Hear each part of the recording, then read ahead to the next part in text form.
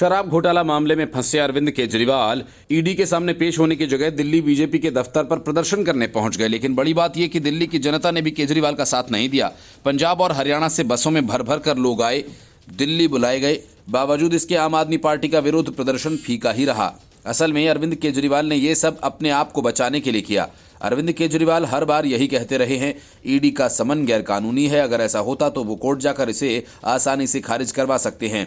इसके लिए इतनी नौटंकी करने की क्या जरूरत है। दूसरी बात यह कि वो चंडीगढ़ मेयर के चुनाव में बीजेपी पर वोट चोरी का आरोप लगा रहे हैं और इस पूरे मामले को लेकर आम आदमी पार्टी कोर्ट में गई और जहां इसकी सुनवाई जारी है। असल में हेमंत सोरेन की गिरफ्तारी के बाद से अरविंद केजरीवाल बेहद खौफजदा हैं। यही वजह है कि जब हेमंत सोरेन को दिल्ली में ईडी की टीम खोज रही थी, तब केजरीवाल ने उन्हें दिल्ली से भगाने का इंतजाम करवाया था और हेमंत सोरेन को वाराणसी तक पहुंचाया था, जहां से वे रांची निकल गए। महुआ मोइत्रा के खिलाफ अपनी मुहिम को अंजाम तक पहुंचाने में कामयाब रहे बीजेपी सांसद निशिकांत दुबे ने कहा, हेमंत सोरेन को दिल्ली के मुख्यमंत्री अरविंद केजरीवाल ने ही सड़क के रास्ते भगाया था।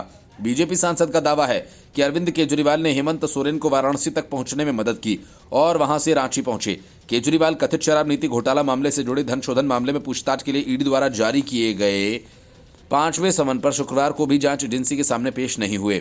इसके बजाय मुख्यमंत्री दीनदयाल उपाध्याय मार्ग पर भाजपा मुख्यालय के पास विरोध प्रदर्शन में अपनी पार्टी के नेताओं और कार्यकर्ताओं के साथ शामिल हुए।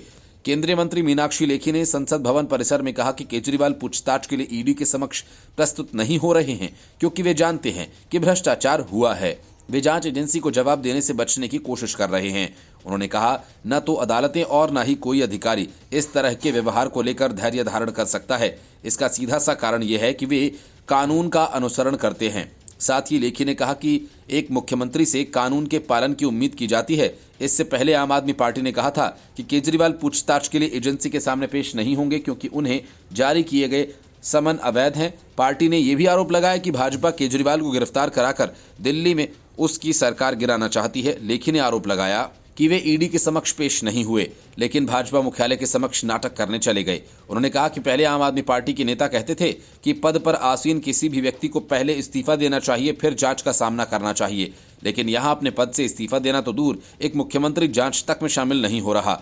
लेखी ने इस आरोप को भी खारिज किया कि भाजपा केजरीवाल को सरकार को गिराना चाहती है, कि भाजपा को सरकार गिराने की जरूरत ही नहीं क्योंकि आपकी पार्टी के लोग अच्छी तरह से जानते हैं कि केजरीवाल न तो एक बेहतर मुख्यमंत्री हैं और न ही एक योग्य नेता।